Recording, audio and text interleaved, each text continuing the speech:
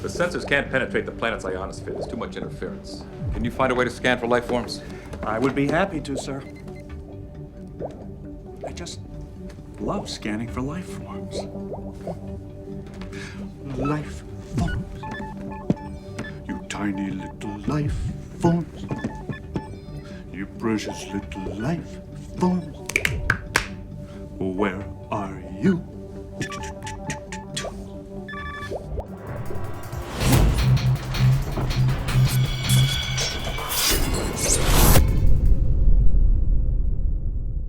Welcome, ladies and gentlemen, I'm SocioPsycho, and this is Microcosmum, Survival of the Cells, available on PC, created by Alexander Brenzo. It is a casual meditational RTS, and while that's maybe a weird combination, we're going to dive into exactly how well that combination works or fails here today. And we'll begin in the options menu. Now in the options menu, the first thing I'm going to point out is the fact that all the key bindings are rebindable. There's not much to select from, but what you do have as quick actions of selection to your units, you do have. As I stated, this is a casual game, so the elements of what you have to control within the game are also simplified. They have a large berth of screen resolutions, which I definitely do appreciate, and game difficulty level slider. I played it on normal, and while I didn't find that to be overly difficult, I believe there was only one level of the content I played, and in that one level there was about a 4-second clip where my heart rate elevated slightly out of curiosity if the maneuver I was going or attempting to do was going to work. But outside of that, there wasn't really any high level intensity or pressure that you usually get from a RTS element, and yes, it did work. I bring this up not to sort of gloat over my abilities of itself, but simply to say that if this game of gameplay looks intimidating, but the concept and theme look appealing, there is different difficulty sliders. There's no shame in playing it on a different level than somebody else. The point is enjoying it and allowing the players to be able to choose the pace and speed and capability that they desire is nice. There's not too much tactics, but we'll go into more of the gameplay when we get to that chapter. Now the last part of the options menu is the music and sound. They have them split up on different sliders, and again, this is something I appreciate. The music is prevalent throughout the entirety of the game, but it doesn't have any high arc elements to it. It is a meditational theme, and it fits throughout the atmosphere of the game, but the game is not trying to be a intensifying experience, thus it would be contradictory of its meditational layout. So while the music does fit the atmosphere for what it's going, it never arcs over into an excitement area, which we may talk about in the RTS element. Now the game has also been running at 60 frames per second with no clipping, tearing, or crashing. I've not had any performance issues whatsoever. It's been running perfectly fine, and I'm happy with the way this game has performed. So let's get into it. Exactly what is this game? And so we'll talk about the gameplay, which is a casual RTS element.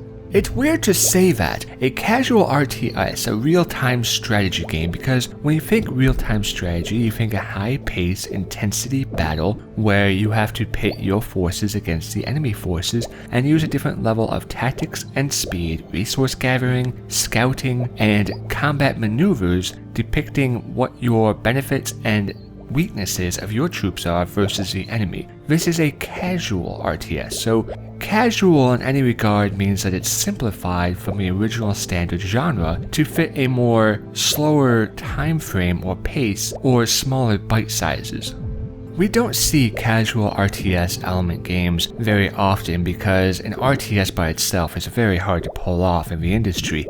And so seeing a deviation from the original standard to something more simplistic in an already scarce field is nice. It's nice to see a RTS element. And this is where I'll give 2 points. The first point is heavily opinionated and my personal thoughts on the game. I found myself bored with it. As I said, it's bite-sized and small issues. My personal play of the game is that I was bored with it. Now, to my second, that does not mean that the game is bad. For in truth, I enjoyed the mechanical aesthetic to a point of the game. It was just the pace of the game which tired me. Now that could be because I'm a reviewer and I try to get through the game as much as possible within a time frame. thus meaning that I'm playing a casual game which is intended for bite size or over a course here and there, all in once. And I will agree, in bite sizes the mechanics of the game do sync up well in order to express the atmosphere and environment without overstaying its welcome. So the purpose of the game is that you are a slight, small cell organism and you're trying to spread and grow. And you get these little workers, we'll just call them that, little worker cells, and they are your attacks. They can be used to upgrade your organisms in order to create a larger, more powerful structures, which in turn simply just pump out more little workers. The game is based simply around a speed element more than anything else. Not a speed element in a completion of your task, but the urgency that it requires for you to be able to get board dominance. It's heavily organized on the DPS element, damage per seconds, in order to obtain a presence on the board, because it's not about tactics overall. There are some maps which have an element of discretion or creativity or lateral thinking which needs to happen. But the core concept of the game is simplistic. Get out as many workers as you can, or as many foot soldiers as you can, and take over multiple cells, thus giving you more workers to thus increase your power, increase your size, and continue to attack. The difference, it falls down to a level design, and I will talk briefly on this fact that the levels that you do face on the different maps do change up to give a difference of situation. You are not playing in the same element continuously. It's not one map after the other. There can be variations from obstacles in your way to different or certain amount of enemies that you can face, as well as disadvantages or advantages to how you progress through some of these levels. And while there are some maps which I had to replay twice due to the creative level design or how they pit you up against with your back against the wall, it doesn't mean just because I didn't enjoy the game on a high intensity note is that I can't appreciate when the game says no, you need to find a different way to do something. And that's where the game shines. Because the core elements of the game are very simplistic. Cell organism spread to another location, create more workers and attack. Boom, you're done. That's it. That's why it can be repetitive. That's why it may become boring. That's why it's casual. Because it's small, it's simplistic, it doesn't have much variation. And really the only element of complaint I have within the manipulation of the mechanics of the game is the control of your units. While you do have the keys that are rebindable to select all of your workers or to select the hives, the multi-organism creatures, the main hubs, the control units, whatever you want to call them, while you can easily control these separately, you can't give any multi-commands to the individual organisms. You can't select on one of the organisms and say, I want all your workers to spread towards this location, and then I want you maybe to do a toggle command list of go left, then go north, then go south, then go right, and flank with a other group on the other side. Because there's really that lack of personal navigation within your controls, it does slow you down more and puts more emphasis on just trying to be faster in the earlier stages by pumping out more little workers in order to solidify your power and take over the map, because it comes down to a numbers game rather than a speed, movement, tactical positioning game. It doesn't mean the AI is bad, as the AI will actually try to react to what you do, your locations, your positions, and where you send your workers in order to try to take over the enemy cells. The AI will react pretty good. But it really falls down to the level design, the continuational surprise that you don't really know what you're going to expect on the next map. Maybe it will be simplistic, maybe it will be familiar, or maybe it will stump you and you'll say, whoa, this is a new mechanic. I didn't know there was going to be a creature on a map which makes sending out workers more risky, or I didn't know that there was mechanics that was going to kill other cells, whatever the different individual cases.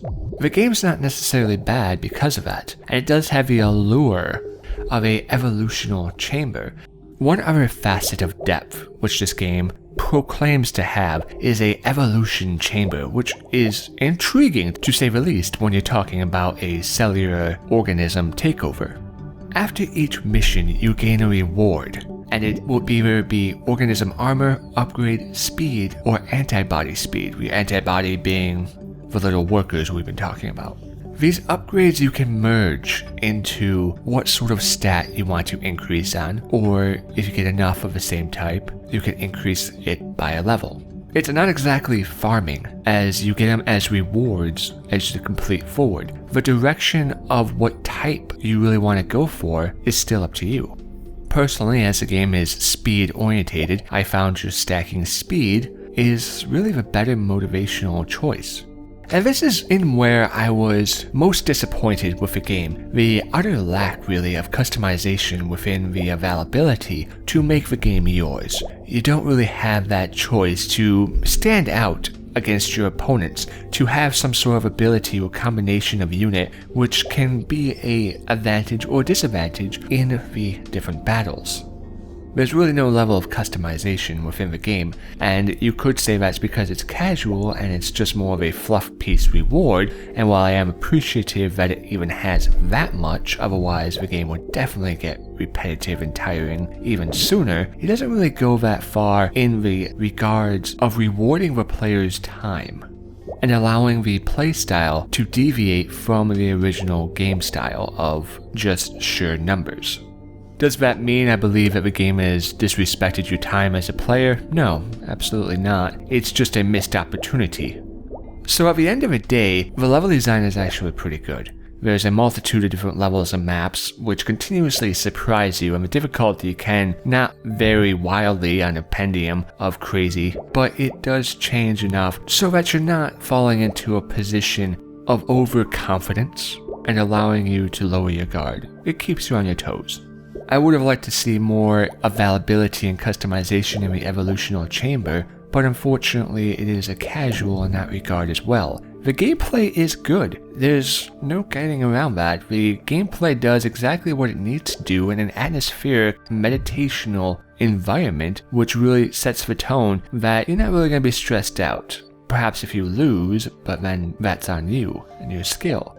The world itself is not trying to be mean to you. The world itself is not set out to waste your time. And so while I personally found this game rather slow, I will admit that for a casual RTS game, this has done it well. Not perfectly, of course, not perfectly, but it's done it well. And so if you're looking for something that's sort of a mind distraction, it's too late in the evening to get into a game that's seriously heavy, but it's too early for you to go to bed. 10-15 minutes, as I found with different levels, vary between 5 and 10 minutes.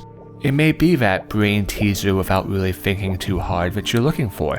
It's a meditational casual RTS that I can get behind, I can recommend. So ladies and gentlemen, I've been SocioPsycho, I hope it's been a help to you, and I'll see you next time.